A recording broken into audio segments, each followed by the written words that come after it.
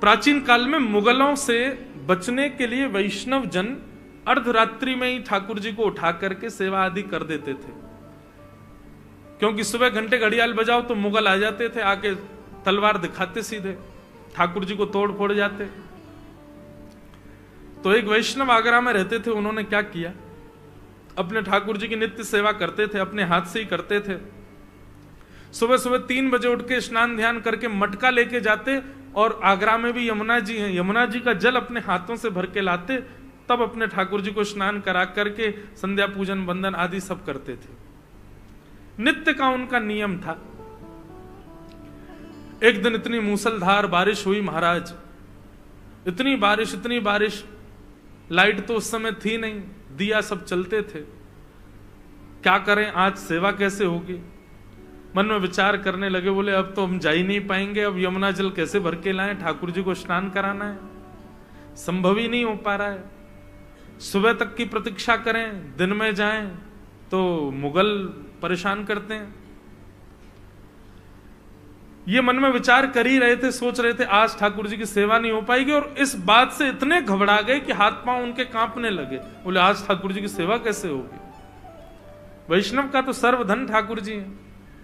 इतने में बंधुओं क्या हुआ, उनके घर के बाहर एक मशाल लिया व्यक्ति आ गया। उसकी मशाल देख करके ये थोड़े से मन में आया कि भाई ये व्यक्ति जा रहा है, जब तक इसकी मशाल की प्रकाश दिख रहा है तब तक इसके पीछे ही चल दें। उसके पीछे पीछे चले गए और वो यमुना जी के तट पे ही गया। वहां जैसे ये पहुंचे, इन्होंने कहा बढ़िया है, इसके सहारे हम आ गए, वापस तो हम जैसे तैसे लौट भी जाएंगे। और महाराज उन्होंने यमुना जल आदि सब अपना भर लिया, बड़े प्रसन्न थे, ठाकुर जी की सेवा पूरी होगी। जैसे ही वापस जाने लगे तो मशाल वाला व्यक्ति पुनश्च आगे चलने लगा और मार्ग दिखाता दिखाता उनके घर के पास तक तो गया, पर वो तो अपना आगे चला गया, ये अपने घर आ गए। बोले बड़ा बड़ा भला आदमी था भैया, अपने किसी काम से गया होगा, लेकिन इसकी मशाल ने हमारी सेवा पूरी करा दी। ठाकुर जी का बड़ा अनुग्रह कि हमारी सेवा आज नहीं छूटेगी। खूब प्रसन्न हो गए थे महाराज, अपने हाथ पांव धोए, कीचड़ लग गई थी। ठाकुर जी का जल आदि लेकर के चंदन वंदन घिस करके जैसे ही मंगला के लिए मंदिर में गए और जैसे ही कपाट खोले तो त्रिभंग लली श्याम सुंदर जो सामने खड़े थे, उनके पैर कीचड़ में हो रहे थे और हाथों में मसाल का तेल लगा हुआ था, और उसमें से वो मट्टी के तेल की सुगंध ठाकुर जी में से आ रही थी। ये देख करके वैष्णव तो लिपट गया ठाकुर जी से। बोले मैं आपको निलाता भी हूं ना, ये भी मेरी सामर्थ्य नहीं है, ये भी आपकी कृपा से ही मैं कर पा रहा हूं ठाकुर जी। कहां मैं विचार करता हूं कि हम कर रहे हैं, कुछ भी नहीं। आप एक बार ठाकुर जी को घर में पधरा करके सेवा का संकल्प लेते हो, आपने संकल्प नहीं लिया, ठाकुर जी संकल्प लेते हैं, इससे मुझे अपनी सेवा करवानी है। एक दिन भी विक्षेप आप करते हो तो यह मत सोचो कि आप व्यस्त थे इसलिए हुआ। आज ठाकुर जी नाराज हैं हमसे, इसीलिए अपनी सेवा नहीं करा रहे हैं। बंधुओं, महाभारत का एक पात्र और है, और ये महाभारत के ऐसे पात्र हैं जो मुझे बहुत प्रिय हैं, जिनका नाम है भीष्म पितामह। बहुत सुंदर, अद्भुत हैं भीष्म पितामह। जीवन चाहे कैसे भी जियो, पर अंतिम क्षण ऐसा होना चाहिए जैसा भीष्म पितामह का था।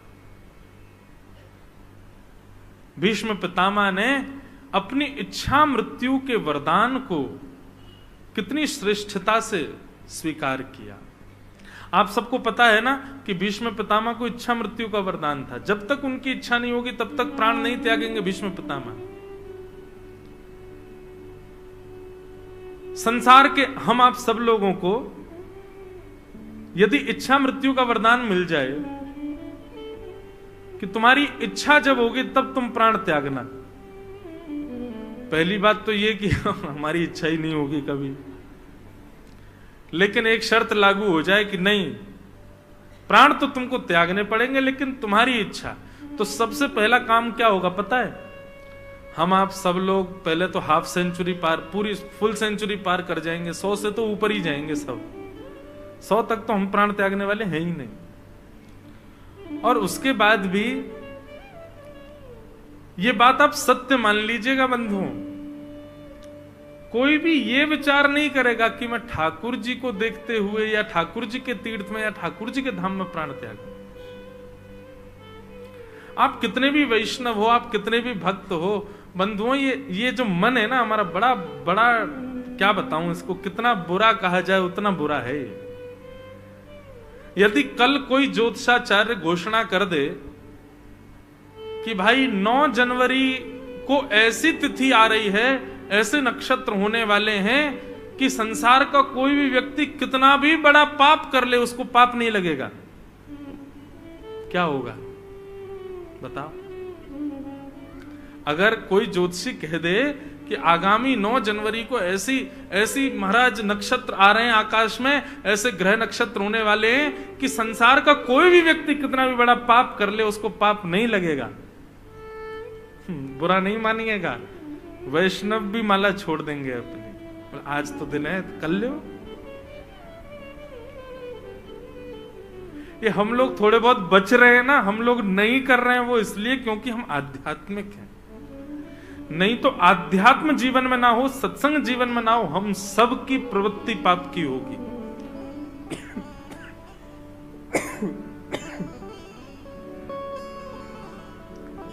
मानव का स्वभाव जन्य पाप है।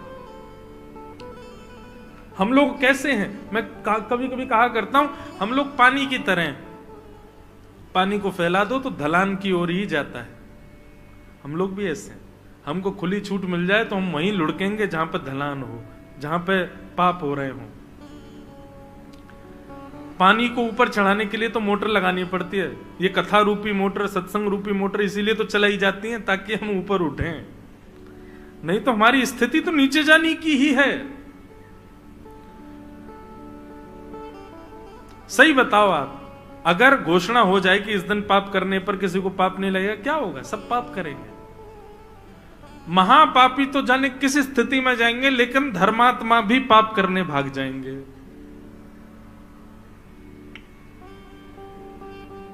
जिस प्रकार नवरात्रि में नॉनवेज नहीं खाते लोग, नवरात्रि में गंदी चीज नहीं करते, मंगलवार के दिन कुछ गलत खाते पीते नहीं, क्यों? मंगलवार है भाई।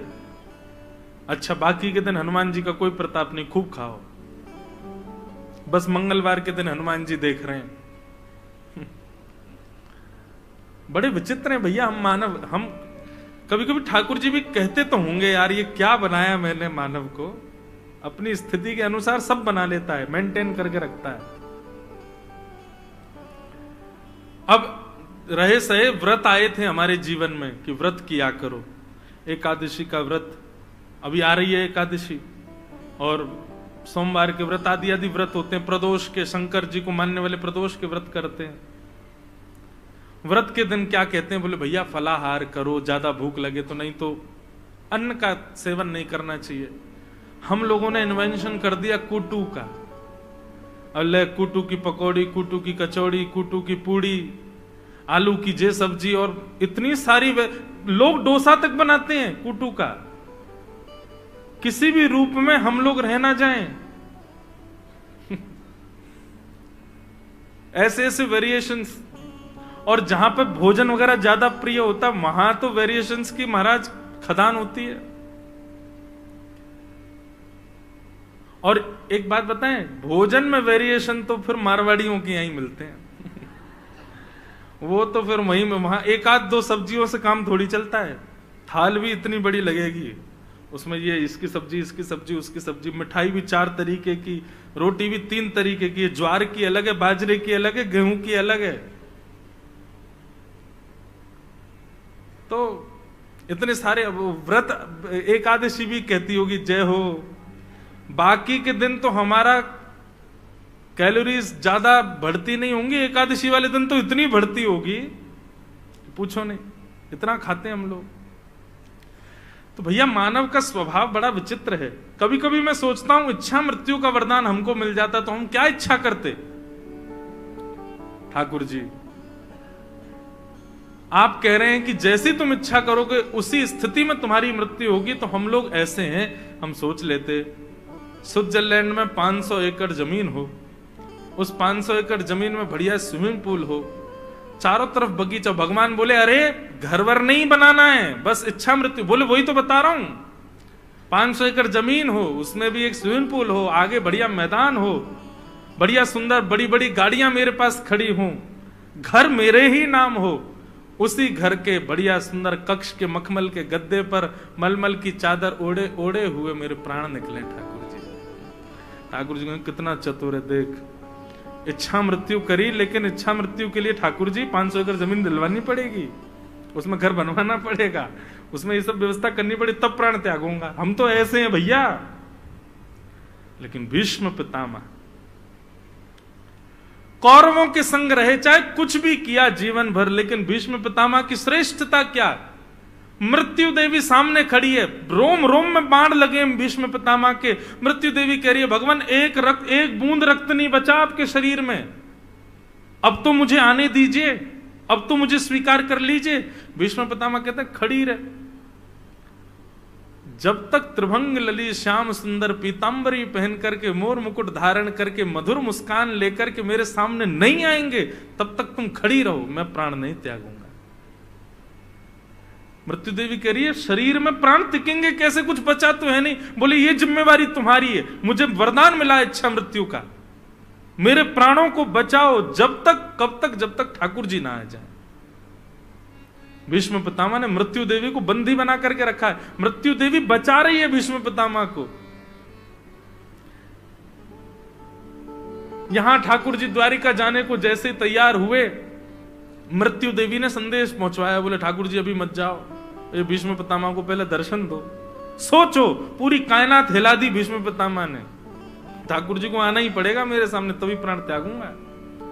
और भीष्म पितामह को दर्शन देने के लिए रो रहे थे पांडव, अपनी क्रियाओं का शोक मना रहे। भगवान बोले चलो तुमको उपदेश दिलाता हूं, और उपदेश के बहाने भीष्म पितामह को दर्शन देने के लिए द्वारिकाधीश रणभूमि में पहुंच गए।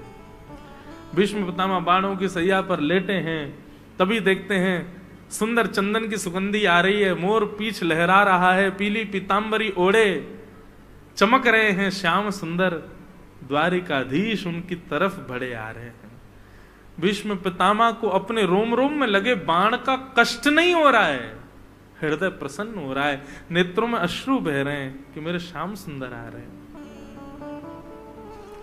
ठाकुर जी सामने आकर के खड़े हो गए। बंधु मृत्यु हो तो ऐसी, आप हमारी एक बात मानिए बंधु, आज से ठाकुर जी से सब मांगना बंद करो, बस एक वस्तु मांगो। ठाकुर जी से कह देना ठाकुर जी हमारे जीवन में दुख सुख आनंद संपत्ति ये सब हमारे कर्म से हमको प्राप्त होंगे, पर आप हमारे कर्मों से हमको प्राप्त नहीं होंगे। इसलिए नाथ कृपा करना, जीवन चाहे जैसा निकले हमारा, पर जब हमारे प्राण निकले तब आप सामने होना हमारे। आज से बंधु अब समय नहीं है हमारे पास, अभी तो कोविड आया, अब जाने कौन कौन से वायरस और आएंगे भैया, ये प्राण वराण कभी भी निकल सकते हैं हमारे, कोई पता नहीं कब छुट्टी हो जाए हमारी।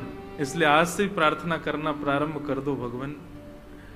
अच्छा है आपने हमको पुत्र दिया, पुत्री दी, सुंदर पत्नी दी, सुंदर पति दिया, बहुत संपत्ति दे दी, जीवन में किसी को कष्ट दिए, किसी को सुख दिए, जो भी दो ठाकुर जी हमको सब स्वीकार है, हम सब सहेंगे जो आप दोगे, बस हमारी एक बात मान लीजिए, आप बस इतना कर देना, हमको 1 सेकंड चाहिए आपका, जब मेरी अंतिम श्वास निकल रही हो उस अंतिम क्षण में मुझे कोई ना दिखे, मेरे त्रिभंग ललित श्याम सुंदर मुझको दिख जाए बस, और कोई ना, मुझे और कुछ नहीं चाहिए। इतना तो कर सकते हो ना ठाकुर जी, इतना तो कहना स्वामी,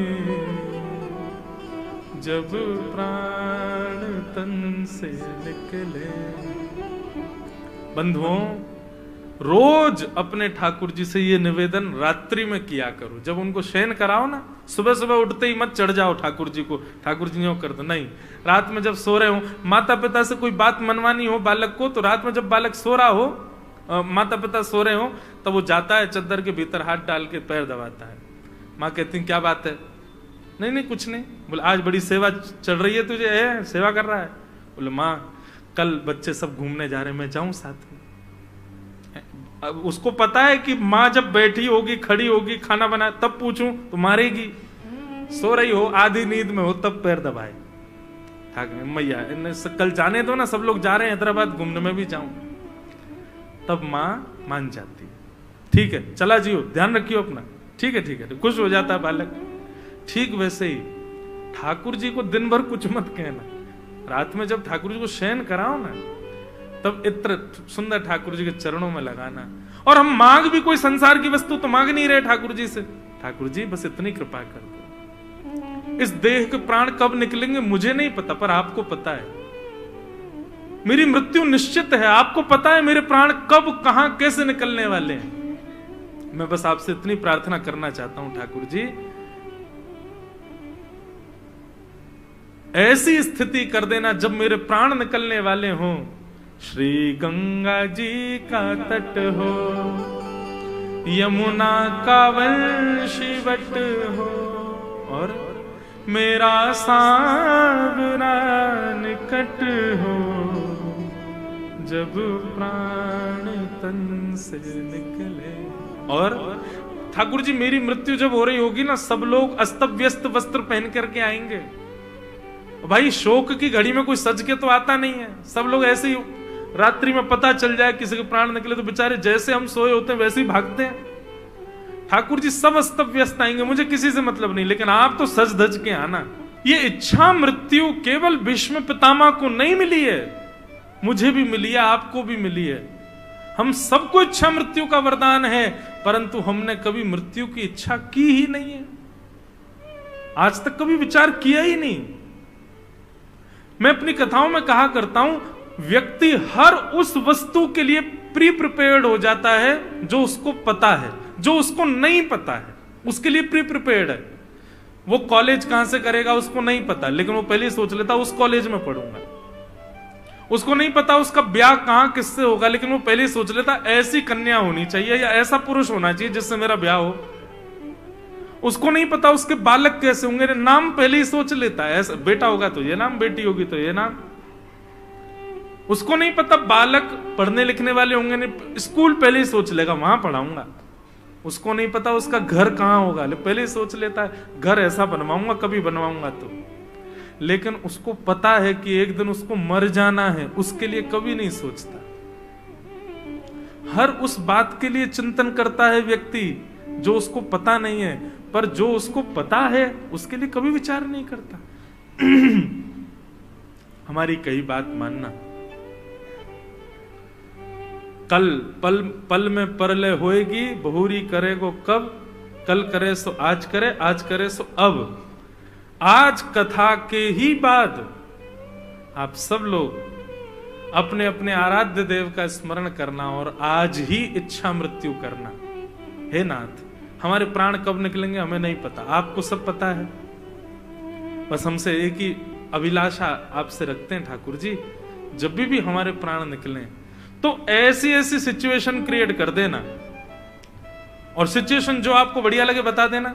बोले मैं माला जप कर रहा हूं, मेरे चंदन लगा हो, आपकी इत्र की सुगंधी आ रही हो, आपके सामने बैठा हूं नाथ, आपकी मधुर कथा सुन रहा हूं, तब मेरे प्राण निकले। या फिर हे ठाकुर जी जब मेरे प्राण निकले तो ऐसा योग बनाना कि वृंदावन जाने का मेरा मन बन जाए, मैं अपने परिवार के साथ वृंदावन चला जाऊं, वृंदावन की परिक्रमा लगाऊं, ब्रजरज माथे से लगाऊं, संतों को प्रणाम करूं, वैष्णवों के संग हरे कृष्ण महामंत्र संकीर्तन करूं, आपके सुंदर बांके बिहारी लाल रूप का दर्शन करूं, सुंदर गले में गुलाब की माला धारण करूं, ब्रजवासियों के घर की सुंदर प्रसादी पाऊं, यमुना जी को जैसे ही प्रणाम करने जाऊं, यमुना जल लगा करके यमुना के तट पर जैसे ही बैठूं नाथ, एक क्षण के लिए आपकी सुंदर छवि मुझको दिखाई दे और मेरे प्राण निकल जाए, ऐसी कृपा कर दो नाथ। आप इच्छा मृत्यु करो तो सही, पूरी ठाकुर जी करेंगे, उसको पूर्ण करने की जिम्मेवारी ठाकुर जी की। हम तो हर कथा में कहते हैं मृत्यु से भयभीत क्यों हो रहे हो, ऐसी मृत्यु का योग बना दीजिए, पहले ही सोच लीजिए ऐसी मृत्यु हो कि उस मृत्यु की प्रतीक्षा शुरू हो जाए, कब होगा। लेकिन एक बात, आप आज एक तो क्या मृत्यु से डरते बहुत है ना हम लोग, अब कहीं आप लोगों ने आज मन में विचार कर लिया, हमारे कहने से अपने आराध्य देव से कह तो दिया कि नाथ ऐसे ऐसे मृत्यु हो, और किसी ने सोचा कि मैं तिरुपति जाऊं, वहीं पे मेरे प्राण निकले, तो जब जब घर में बात हो चले तिरुपति, अभी नहीं। ऐसा नहीं हो कहीं आपके साथ, कहीं भयभीत मत हो जाना। मुझे इस बात का डर है कि हे नाथ, जब मैं आपकी माला कर रहा हूं तभी मेरे प्राण निकले, कहीं आप माला करो, आज नहीं कल ही करूंगा, आज तो मुझे 4-5 काम के प्राण निकल गए, तो ऐसा नहीं भैया, ऐसे भयभीत मत हो जाना। मृत्यु को उत्सव बनाइए, ठाकुर जी से प्रार्थना करो, नाथ मेरे अंतिम क्षण में निश्चित आ जाना, कृपा करना। भीष्म पितामह के सामने ठाकुर जी खड़े हैं। भीष्म पितामह ने पहले तो पांडवों को ज्ञान उपदेश किया, और ज्ञान उपदेश करने के बाद भीष्म पितामह ने अपनी स्थिति को एकाग्र किया और ठाकुर जी से कहा, आइए मेरे सामने खड़े हो जाइए, जरा देखूं तो सही आपको। ठाकुर जी सामने आकर के जैसे ही खड़े हुए, भीष्म पितामह बोले, अब जब तक मेरी श्वास रुक ना जाए खड़े रहिएगा सामने। ठाकुर जी बोले, इच्छा मृत्यु का वरदान है, तुम सोच लो 10 साल तक मरना ही नहीं, तो हम यहीं खड़े रहे। भीष्म पितामह बोले, निश्चित 10 साल तक प्राण नहीं निकले, खड़े रहना यहीं पे। ठाकुर जी सामने खड़े। भीष्म पितामह बोले, मुरझाया हुआ सा चेहरा नहीं देखना है मुझे आपका, प्रसन्न हासा रुड़लो चलो लसत, आपकी सुंदर दंतावली दिखनी चाहिए मुझे, सुंदर आपके कपोल चमकने चाहिए मेरे सामने, ये आपके कटाक्ष नेत्रों में सुंदर मधुरता का दर्शन होना चाहिए ठाकुर जी। अब भीष्म पितामह कह रहे हैं और ठाकुर जी वैसा भेष बना रहे हैं। और जैसे ही भीष्म पितामह के मन का भेष आया, भीष्म पितामह बोले, बस भगवान, अब मैं अपने प्राण त्याग दूंगा, उससे पहले एक स्तुति आपकी गाना चाहता हूं। इसी को भीष्म स्तुति कहते हैं।